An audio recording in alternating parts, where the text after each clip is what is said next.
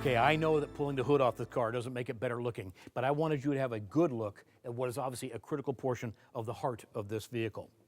See, to lead in this segment, you have to have a sophisticated V6.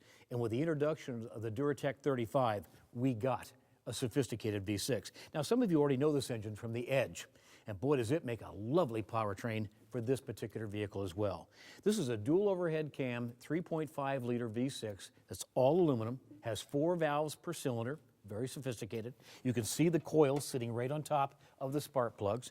It has variable cam timing on the intake side, gives you good throttle response, continues to move the torque curve, gives you great drivability in the high end as well. Again, sophisticated, smooth and quiet. And in terms of horsepower, well, we're somewhere north of 260 horsepower. And the torque right there at the bottom of the tachometer. This will be the crispest accelerating 0 to 60 Taurus ever introduced. Now, in part, what you attach to that engine is just as critical. And this all-new 6-speed trans is critical to why this package works so well.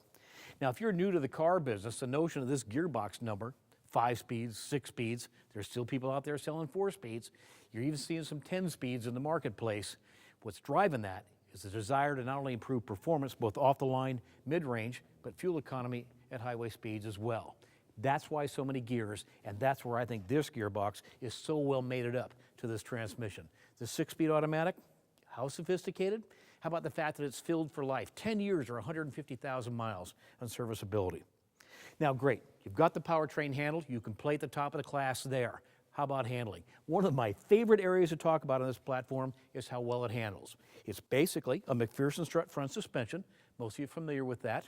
McPherson strut's probably best renowned, not only for its handling, responsiveness and feel, but its durability, a very tough front end. The rear is what they call a multi-link. It's just a desire to use geometry to make sure we keep the wheels nice and flat and balanced. Rack and pinion steering, I'm sorry, but to play here, you've got to have power-assisted rack and pinion steering, and I love the fact that we have 4-wheel disc brakes that are standard with ABS and, of course, EBD, or electronic brake force distribution. This is the kind of packaging that tells people we're playing for the top of the game.